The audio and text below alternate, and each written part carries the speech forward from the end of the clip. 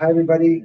Good afternoon or good early afternoon. I'm going to get right into this. Normally, I try to leave a buffer so that people can come in as they may, but I have to be in class teaching at 2:15, so we got to get started so there are times for questions. Before I introduce today's speaker, I want to let you know about an important event happening on campus a week from today on Thursday, February 19th at 5 o'clock. In Friends Hall, we are going to finally be holding our commemoration of International Holocaust Remembrance Day, which was canceled due to the snow. This year promises to be exceptional. It will be a book launch and exhibition featuring Andrea Strongwater's new book and work, Lost Synagogues of Europe, Paintings and Histories. It is a phenomenal work of art and research. Andrea spent about 10 years looking for synagogues that had been destroyed, mostly during World War II, some before and some a bit after. And from paintings, pictures, descriptions, she painted 77 of these synagogues, researched their communities, and told compelling and often quirky stories about those communities. And for me, this speaks to something very important. If we are going to commemorate the Holocaust, I spent all my time teaching about the Holocaust and how it happened. But when we commemorate it, I feel no urge to commemorate the perpetrators or how they perpetrated their crimes. I'm interested in the losses of genocide. I'm interested in the cost of genocide. And whereas for years we've heard from survivors in some years, this is a wonderful opportunity to think back about how Europe has changed, what Europe has lost, the communities that disappeared. Both architecturally, these fantastic buildings which stood often in the center of cities are gone now forever. The markers of communities destroyed, gone along with the communities themselves. So I hope you'll join us for that again, 5 o'clock next Thursday in Friends Hall.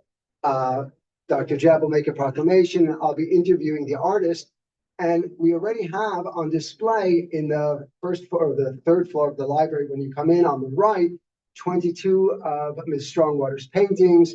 Her book is available for perusal. And if you're into it, there are a few puzzles. One of them, a wooden puzzle made by the same puzzle maker for the Queen of England, she insisted I tell everyone, is available in that section as well. But without further ado, I'd like to introduce our speaker, Dr. Angela West, who's going to talk about work that featured in her dissertation. And we've called the talk today, National Socialists in Our Backyard, the German-American Bund in New Jersey. Dr. Angela West, and forgive me while I read this, I don't want to make any mistakes, though I've known Angela for some time. Dr. Angela West is an historian and educator specializing in Holocaust genocide studies and far-right extremism and gender in the United States. She earned her Ph.D. from Drew University's Kasperian School of Graduate Studies History and Culture program in 2022 with her dissertation, The Keepers and Caretakers of Hate, American White Women in Organized Racist and Anti-Semitic Movements from 1930 to 2020. I'd love to read it at some point. The dissertation received the highest distinction. In this groundbreaking work, Dr. West examined decades of women's involvement in extremist organizations, arguing that they serve as a crucial bridge leaders who bolster the effectiveness and influence of these groups in the United States. Currently, Dr. West serves as coordinator for the Programming and Fundraising at Drew University Center for Holocaust Genocide Study. In addition to her role as an adjunct professor in the Drew Holocaust Studies Department, she also served on the board of the Janusz Korczak Association for the United States and works as a consulting historian and museum curator at Temple Sinai's Holocaust Remembrance Center in Summit, New Jersey. Dr. West's recent exhibit documents the stories of child survivors of the Holocaust who now reside in New Jersey and works with K-12 students, bringing hundreds of students to the Remembrance Center annually. Dr. West is dedicated to advancing public understanding of the Holocaust, far-right extremism, and its implications for contemporary society. Her talk today is about New Jersey. It's about our backyard, where we come from. My mother and father grew up in New Jersey at the time, just after where that she'll be addressing. I think that a number of us are concerned about the direction of parts of our community and country. And I think it's important to put these in historical perspective and to learn what continuities we see and where we see new departures and differences. So I thank you very much for joining us.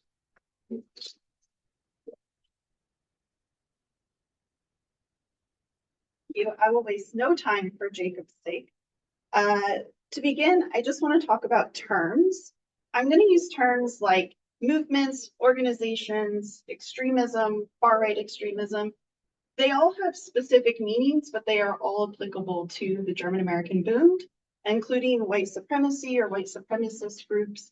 So if you have questions about terminology at the end, we can talk about that, but that all applies to the German-American Bund. But for the sake of your ears, so you don't have to hear me say the same terms over and over, I vary it a little bit. Today's talk also is going to mention a little bit about sexual assault and harassment. Of course, I'm not going to go into detail about these incidences, but it is part of the story, so I'm just telling you all now. And I tell the story of a girl named Helen Burroughs, not because I have any sympathy for fascists or young people who find themselves in fascist movements, but because we want to understand how Americans in particular might find themselves in these organizations, we have to talk about them. So please don't misunderstand today's presentation as a kind of sympathy for her story. So if you are from this area or you grew up in the tri-state area, you've probably heard about the German-American. Most likely, you've heard about the rally at Madison Square Garden in 1939. However, that moment of overt fascism did not happen overnight. It was a slow process, as most authoritarian causes are. It was a process of over 10 years. And an aspect of the Bund's history, and I think in the case of most fascist movements, is the under-researched aspects of women in these organizations. And so today I'm going to share a glimpse of the life of a girl who was in the German-American Bund, particularly active in the South Brooklyn Girls Youth Movement. But let's zoom out. So why talk about women, right? For the most part, I think it's hard for the American public to really fathom women being part of fascist organizations, particularly because these groups tend to be centrally patriarchal in their structure, sometimes even having aspects of it that are physically violent. But upon closer examination, women have always been present to eagerly participate and support extremist groups, and they are a sustaining feature of white supremacy. And for decades, scholars have studied far-right organizations in the US trying to understand how Americans find themselves members of them. However, these studies really narrow a focus on the overall history of these organizations, maybe its most violent male members, or its charismatic male leaders. But that focus, coupled with that inherent patriarchal structure, has led to the illusion that women are generally uninvolved and that their presence has little impact on their founding, longevity, or efficacy. And additionally, I would argue that research has failed to hold these women who are racist activists accountable, placing them outside of white supremacy, inadvertently absolving them of the harms that they've committed. However, I call these women bridge leaders. They are important to an organization's growth, their recruitment, their public-facing reputation, and they normalize fascism, particularly among the youth, because women are charged with caretaking for the children.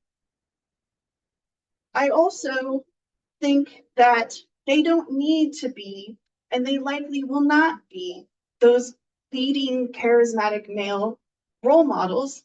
There are exceptions, but they are still integral to a group's operations and their efficacy. So I think it's also important to understand why women of any age, and I think people generally, why do they find themselves in these extremist organizations? Because they don't typically arrive to a group with intense developed ideologies, in this case, racist or anti-Semitic ideologies. But what they do have is a personal feeling of insignificance. So recruiters really try to seek out people who have these vulnerabilities. And for the German-American Bund and organizations like it, they promise that your problems will be solved with some form of Aryan isolationism, a promise of a white utopia, that you'll find a family, that you will have an organization and a community that values traditional, often Christian family values. And maybe even you will have a rise to leadership, essentially promising, if you join us, you will matter in history. You will make an indelible mark on white American history as a hero or heroine of your race, and you will find that in this community. So my research on women in these movements has uncovered very personal, if not cliche reasons why they join, but it's once they're inside that they have these established connections. They have friendships that they trust. That's when the radicalization begins. So for Helen, she was no exception in the late 1930s. She was a young girl who didn't have any kind of really political opinions, even though at the time there were strong arguments over the fears of the spread of communism in the US, discussions and debates over the rise of fascism and the values of democracy and isolationism. What she was aware of, though, was how lonely she felt. She was an immigrant child from Germany. There were ethnic differences between her German mother and Greek father, which further exacerbated the whole family's sense of isolation.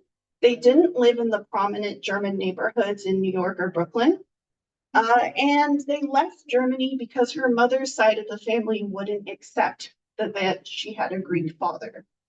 So it was the establishment of the German-American Bund and this youth unit that gives her a sense of German pride, of German culture, and she ends up rising to some of the highest ranks of youth leadership in the late 30s to recruit other American youth to a pro-Nazi fascist cause, really demonstrating how young women can be an integral and important part of a hate groups or fascist groups' successful growth and power.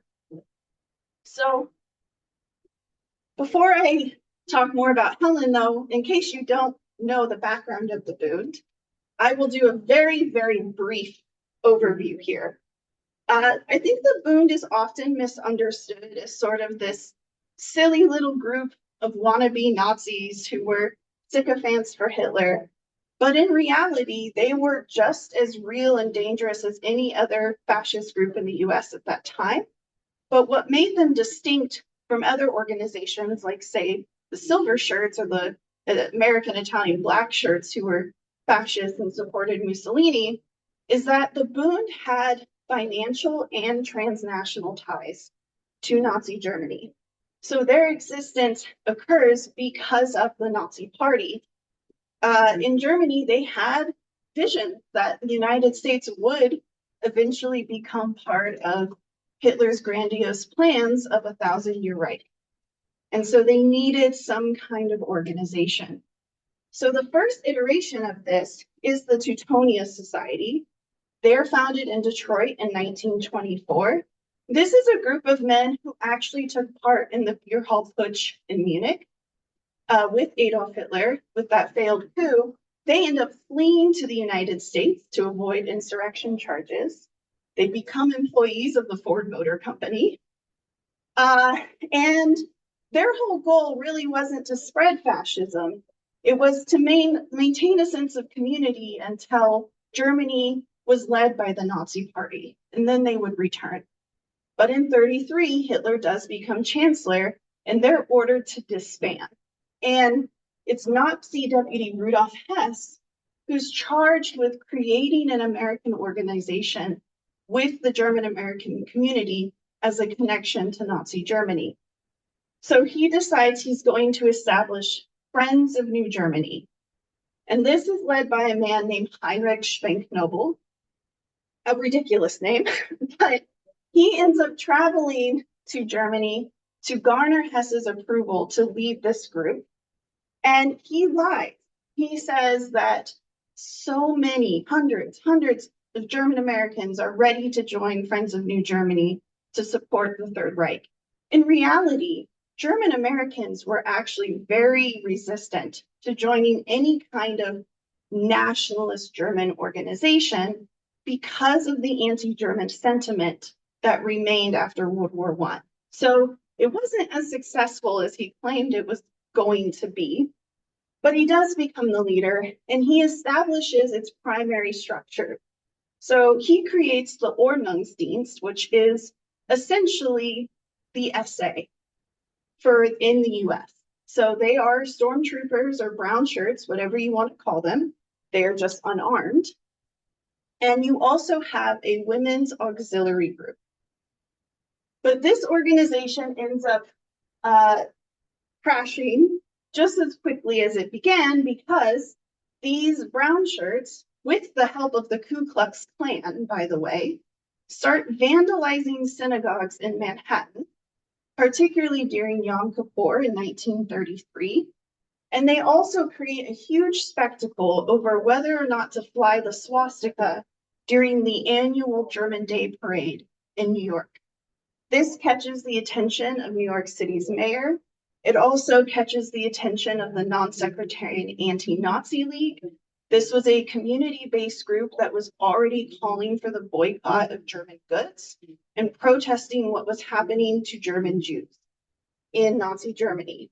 There was also an incident of one of these Friends of New Germany members out in California named Dietrich Gefgen, who convinces 2 US Marines to start selling them rifles and over 12,000 rounds of ammunition because their plan was to raid armories in the state of California and plan an uprising. So this happens over the course of a number of years. There are several incidences, and the American public starts to highly distrust this organization. It catches the attention of US Congress, and Spenknobel is called to court. He's indicted on charges of acting as a foreign agent. Well, instead of showing for his court date, he flees to Germany, and he gets appointed as the director for the propaganda school for Germans living abroad. But at the same time, Hitler and Goebbels are making statements that they have nothing to do with Friends of New Germany. So they're trying to save face because now the US and German relations are pretty tense. He leaves the organization in charge of Dr. Ignaz Griebel, who also happens to be the Veros's family doctor, by the way, at the time. He ends up also not showing for the court date and fleeing to Germany. He's appointed as a Nazi spy. He leaves his wife to have to answer congressional interviews and investigative questions. And the incident goes on to really damage relationships between the two countries. So Hess orders the disbandment of Friends of New Germany and decides that they need to create something that is more secretive, more Americanized, and this is where the German-American Bund comes to be. And Fritz Kuhn is chosen as the person to lead this organization, and it's much more successful by 1936. He's reintroduced it as a German and American prideful organization, has nothing to do with Nazi Germany or Hitler, but of course, if you were on the inside, that was far from the truth. But he keeps the same structure as Friends of New Germany. So he keeps those stormtroopers, he keeps that women's auxiliary group, and he creates what comes to be the major youth movement of the organization. And This goes on to be a really effective recruitment tool. The stormtroopers, starts to become normalized. They're doing military parade marches through the streets of New Jersey and New York City and other major cities across the country. And it's bringing young boys into the fold. And Kuhn was very effective in how he tried to present the purpose of the Bund. So this is a brief statement he says in an American newspaper. He says, the prime aim of the stormtroopers is to preserve American institutions from the theories of Karl Marx. They take no orders from Hitler, and they are not anti-Semitic. They are just communist haters, and it's too bad so many Marxists seem to be Jews. So this is a very intentional criticism. He's exploiting a moment in history where in the 30s, there wasn't a panic over fascism. There's a panic over the spread of communism. So he's appealing, especially to other white Americans, that they are somehow some kind of safeguard for the American public against the spread of fascism or spread of communism, and that they are the people that should be entrusted with that. He also had to start cultivating a sense of family, a community. So this leads to the Bund Youth Unit to try and normalize that culture within young communities. So they basically infiltrate every sort of German-American newspaper, magazine, organization, cultural societies, and it just becomes normalized. And this is where Helen starts to take notice of the German-American Bund. Her mother is a major supporter of the organization, and she decides, particularly through publications like this, the Bund Youth had a magazine publication that this is how she would find her connection to her heritage.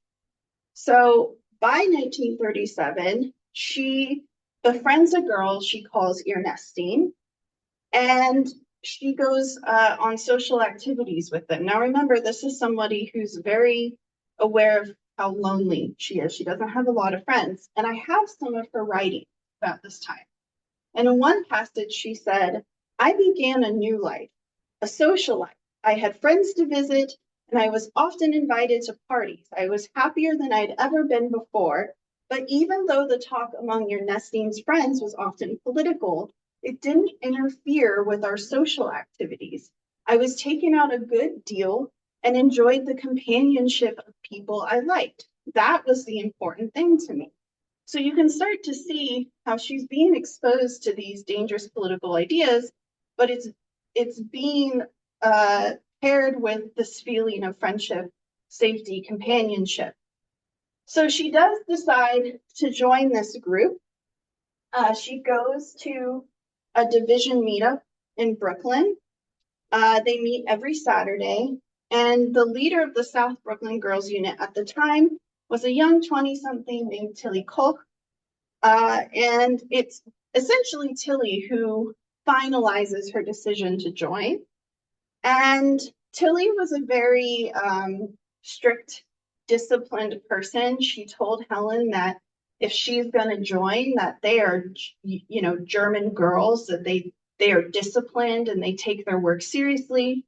She decides that's exactly what she needs. So initially, the same day, she's initiated into the organization, and she has to buy her own uniform, by the way, because of course you got to pay the German-American Bund at every chance that they ask you to pay.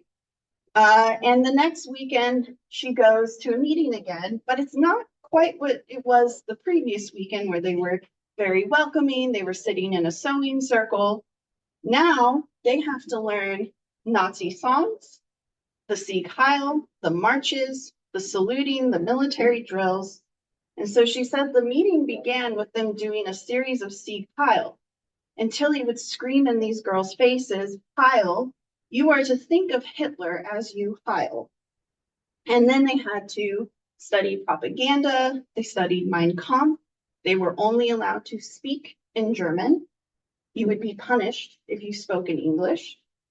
And after that, they also had to do marching drills. And Helen describes this moment as they would put a German march on a phonograph, and there was no longer the chummy play spirit. The girls straightened up stiffly, held their heads erect, strode along like soldiers. Every order of the leader was to be obeyed with military precision. So, and this is important because you often think of the boys units, right? They're the ones who are doing the military drills, the physical exercises. But the girls are no exception.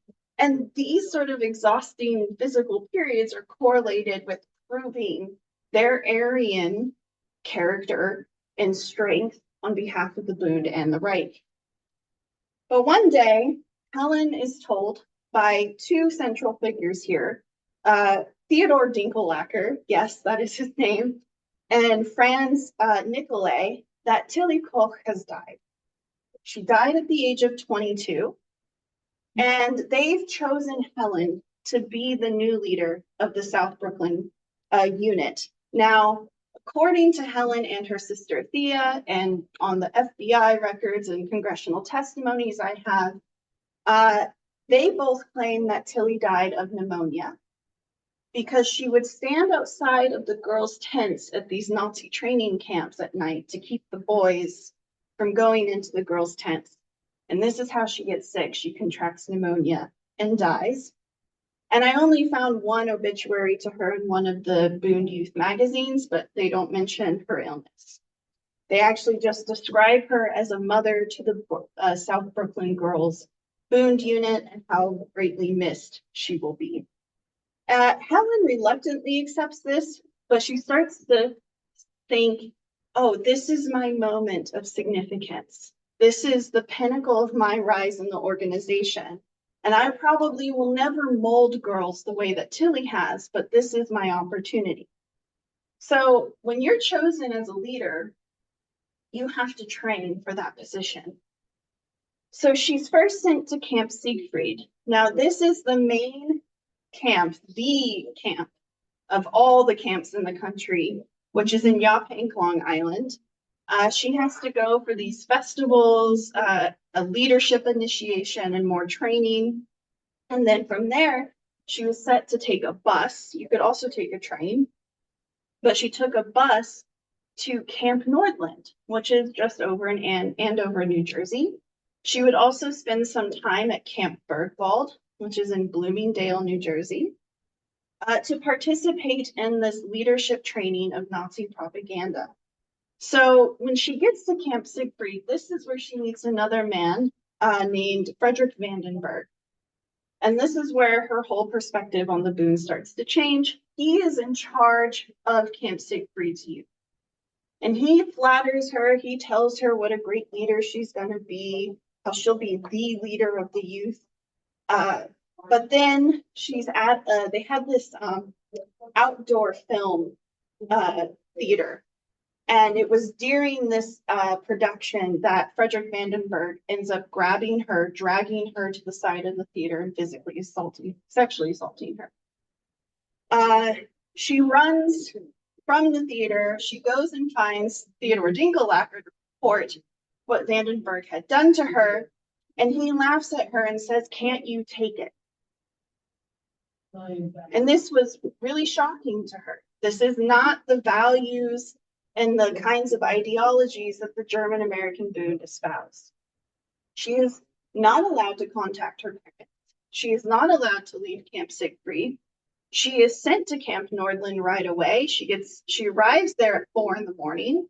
She's put under the supervision of another youth leader named Erica Hakebush, who's notoriously very tough. She scolds Helen for showing weakness at Camp Siegfried. So already you can see this culture is normalized in the Bund. Now a little bit about Camp Nordland.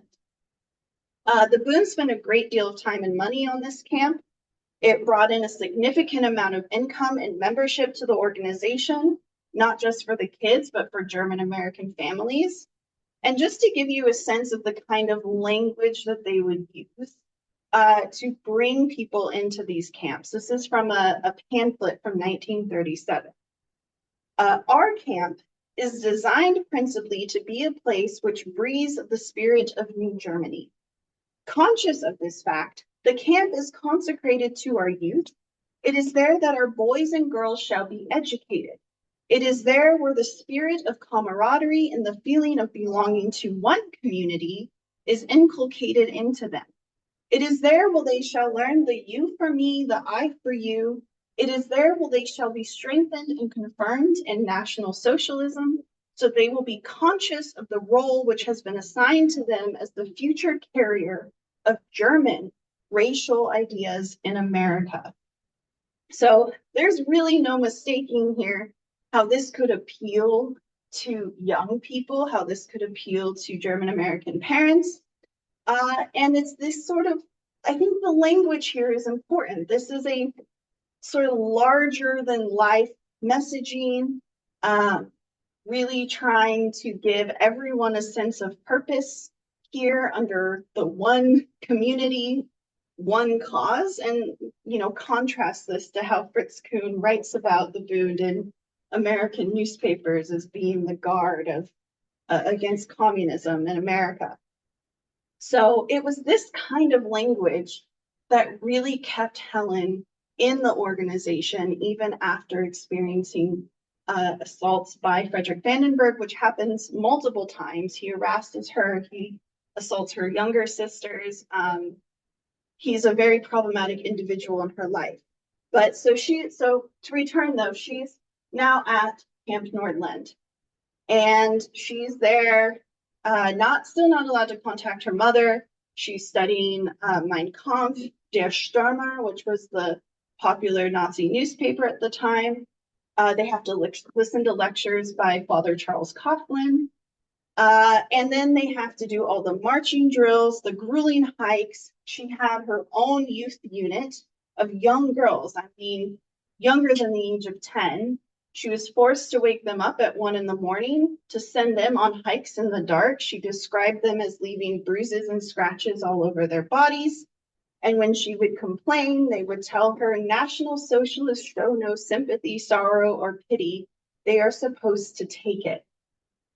And she writes about this moment saying, camp life was designed to make men and women of us. Certainly the stress was on hardship. In the camp, there was no lolling around and getting tanned. Under the swastika, we worked. And when we weren't studying, we were marching. When we weren't marching, we were drilling.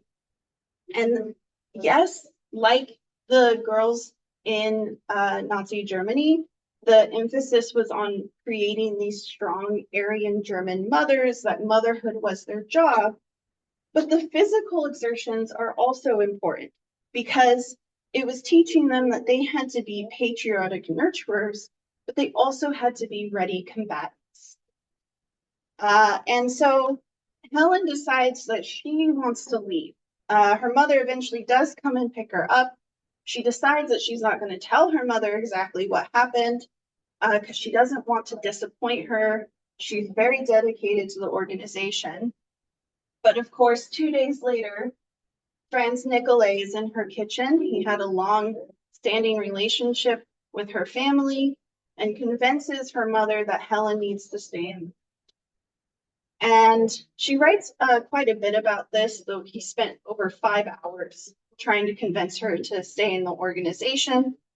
And he eventually, I'll read you some excerpts of this. He says, I got the wrong impression of the Bund.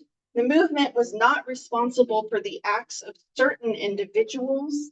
He was certain, however, that Vandenberg and Dinkelacke were probably not as bad as I thought they were. He said that Vandenberg had high regard for me. Dinkelacke thought I could be developed into an important leader, that I had misinterpreted his behavior. Why, Vandenberg was a man almost 3 times my age, and Dinkelacke had children. He said the proper training of the youth in the movement was even more important than the training of adults, and girls of my type, honest, sincere, loyal, could be of invaluable help. And she says his appeal not only flattered her, but it reinterested her into the land of her birth and the Nazi cause, which she had started to feel even before joining the Bund. So under the agreement that Vandenberg will have no contact with her and that she can train the girls and be this big youth leader, which Nicolay agrees, she stays. So she trains in South Brooklyn and at the different camps for a while because she is preparing for a big trip to Nazi Germany. The Bund would send every summer the youth to train with the Hitler Youth in Berlin. She describes how the girls became completely dedicated to her, saying that I was their commander. They were ready to obey me and follow me. This really flattered her, made her feel important, significant even. So by 1938, she's doing extra propaganda trainings and meetings. She's learning about the dangers of Freemasons, communists, Jews, and how to keep a healthy body and mind for the bettering the Bundesheim, as they would say. And a lot of these lessons took place at Prospect Hall. They also had to learn the Horst Wessel Lied. It's the same Nazi song that they would sing in Germany. And by this time in April, she travels to Berlin. And it's here at this point, there are major clashes of resistance that have been mounting against the German-American Bund in the States, which we can talk about during the Q&A if you're interested. But Helen's in Berlin training. She actually pretends to injure herself so she no longer has to go on these drills, just so she can do the lectures. She meets with a very notorious Nazi youth leader named Arthur Axmann, to learn about how to effectively spread Nazi propaganda amongst American youth. She also meets Adolf Hitler and Joseph Goebbels. They have a major event at the Olympic Stadium. They also have a dinner and group event at the Lustgarten in Berlin. And she's thrilled by these experiences. She says, I knew it. I knew the Nazi Party and the Hitler Youth were going to be even better than what I thought. They were going to be better than the German-American Bund. And she's in awe of these Nazi officials. She doesn't really give much thought about the ideas or the things that they are espousing. She's enthralled by it. But it's at the Lustgarten event where other peers who are in the Hitler Youth start telling her that she'll never really be accepted because she's too Americanized now. And all of a sudden, these cracks start to form because this was supposed to be the place that she finds community. And so she's dealing with men like Vandenberg back home and men that she calls sexually immoral. And then she's in Berlin and they're saying, well, you're too American to really be one of us. She ends up staying for a 6-week-long training camp with other Hitler Youth. And it's here where they start doing lectures on what she says are natural instinct and reproduction, that yes, it's important to have Aryan children, but they were encouraging to abandon false morality that's taught in democratic society, and that girls should not curb their sexual desires for these Aryan boys so that they can have children, even if it's out of wedlock, that it's only vile behavior resulting in mixed race relationships, particularly with Jewish spouses, that should result in forced sterilization. And keep in mind, this is 1938. So already the Nuremberg laws have passed, forced sterilization has been present for a while. And it's also here where Helen meets other Nazi doctors, and they go on to describe in both verbal and imagery detail how they are already forcibly sterilizing enemies in Nazi Germany. She then learns that she's chosen for an 8-month-long program. So one boy and one girl's chosen to stay. They go to Stuttgart, where she was supposed to learn how to be a proper teacher, nurse, and how to effectively spread fascism in the US even more so, especially to other girls. But she decides she's leaving because she is disgusted by what she's calling sexual immorality. She even says, she goes on to write that I heard how wrong it was to curb natural instincts. Was there any difference between Brooklyn and Germany? None. Nor was it possible to separate the creed from the leaders. I had been doomed. All these glittering accomplishments of the Hitler regime were not brought about by ideals.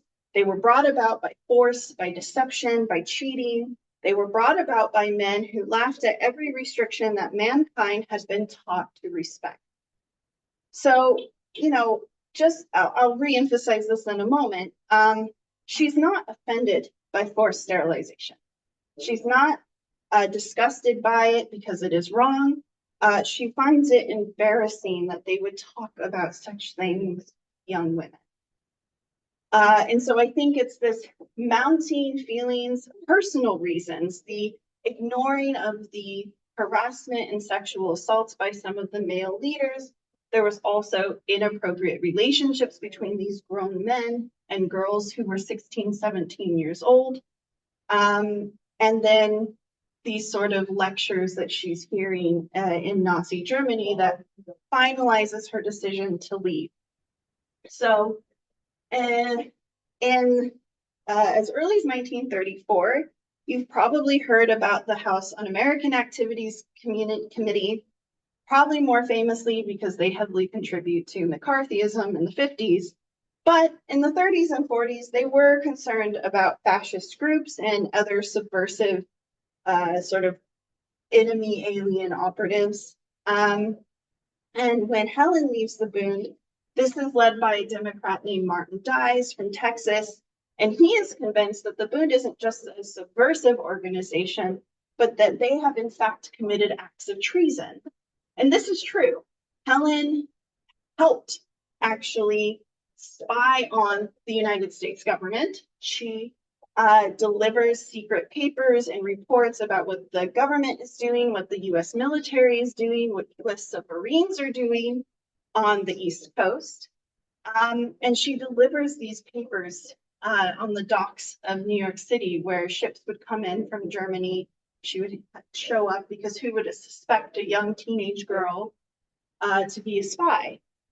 So she had already also had helped commit these treasonous acts. And she is convinced by an undercover investigator named John Metcalfe to testify in front of US Congress in DC about what happens. And I think for her, a girl who now suddenly had this breaking point, again, remember the Bund was everything to her. It was what gave her purpose. It was what gave her identity, community. Now she doesn't have that. So I think it was a very easy decision for her to decide that she is going to testify in front of Congress because it's a national platform. She gets offered magazine deals to write about her experiences, like big teen magazines, like True Magazine. She's all over the country's different newspapers. This is a point of new significance for her. And suddenly, overnight, she is just dedicated to democracy and Americanism. But there's also a problem. It became clear during her testimony that the House Un-American Activities Committee was not interested in her viewpoints on the Bund's immorality or her experiences of sexual assault, which is what she kept going back to in her congressional testimony. And they were getting very frustrated with her because they wanted to know about how the Bund was committing treason. So, you know, and also depending on who her audience was, Helen would adapt her story. So in front of members of the US government, it was, she was dedicated to patriotism and, you know, America and democracy. But in her, magazine writings. It was very much about sexual immorality and sort of being exploitative of the matter in a really exaggerated way beyond what she had personally experienced. I think if anything, Helen really started to connect sexual immorality with Nazism, like over a period of time. But, eventually her spotlight ends in 1940 once the US has entered the war. The Bund is essentially defunct by 1941-42. So I want to just reflect here because I think it's important to also think about not just why someone joins, but how someone ends up leaving an organization, right? So she saw an opportunity with the Bund. She had significance, she had connection to culture and heritage, something outside of herself that made her feel significant. And as a Bund leader, that certainly filled that role. She had close friendships. It ended her feelings of insignificance and loneliness. And she was all about joining the fight for Nazi fascism. However, she had certain boundaries, moralities, and etiquettes that couldn't be sacrificed or violated by the Bund or for them. Very publicly leaving the group meant that her desire for significance was fulfilled with tons of media attention, a national platform. But again, notably, she doesn't leave because anti-Semitism is wrong, because racism is wrong, because Nazism is wrong, per se, or because of all the mounting resistance to the organization that she's witnessed here in New York and New Jersey. It's the sexual immorality and what she personally experiences, right? So I think this is, again, just a reminder, because they worked very hard to keep her in this organization, that Helen was a major part of sustaining, at least in Brooklyn, this girls' youth unit, a way of recruiting young girls into fascism and white supremacy. Helen really served as that bridge leader to undermine democracy and ultimately spread these Nazi ideologies in America and normalize them, particularly among her peers. So I certainly can't say, even with documents that I have post 1940, that her decision to leave the Bund was an honorable one, that she necessarily rejected anti-Semitism or Nazism. She was an effective person who propagated a dangerous message to thousands of American youths, and she helped sustain this movement in the future of fascism in the US for many years, particularly here in New Jersey and New York. So I will stop there so I can answer your questions, because I could go on and on, but I will pause there.